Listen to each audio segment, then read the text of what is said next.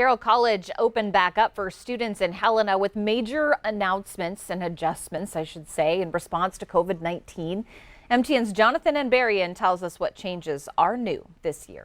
On Monday morning, the Carroll College campus was full of activity again as classes resumed in person. I can't describe how wonderful it feels. This morning when I got out of my car, the first thing that happened to me was I encountered one of our students who looked at me with this big smile and she said, "We did it!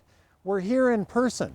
As he has in previous years, Carroll President John Seck opened the semester by meeting with students and handing out muffins outside. But this year, the muffins were individually wrapped. Seck said leaders spent hundreds of hours planning so they could return to an in-person model. People come here from all over the country and the world for the Carroll College experience. And we worked very hard last spring to replicate that experience in a virtual environment, but nothing replicates what it's like to be a student here on this campus, in this community. Students said they're glad to be back at Carroll, even on a changed campus. It feels really weird to see people again and socialize, but it's good to be back. Yeah, it's definitely nice after kind of like a chaotic end of the last semester to be back in kind of like a semi-normal environment.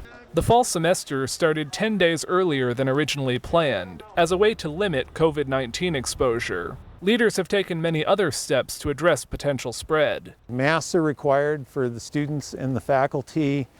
We've reduced the class sizes by about 50%. We have everyone spaced out at least 6 feet. We have assigned seats. Carroll is also paying for and encouraging all of its students to be tested for COVID when they arrive. On Monday, nursing students were set up to conduct tests. Seck said so far, all of the tests have come back negative. I think it's definitely, we're doing like the right sort of things, taking the right steps to make sure that everyone's being safe.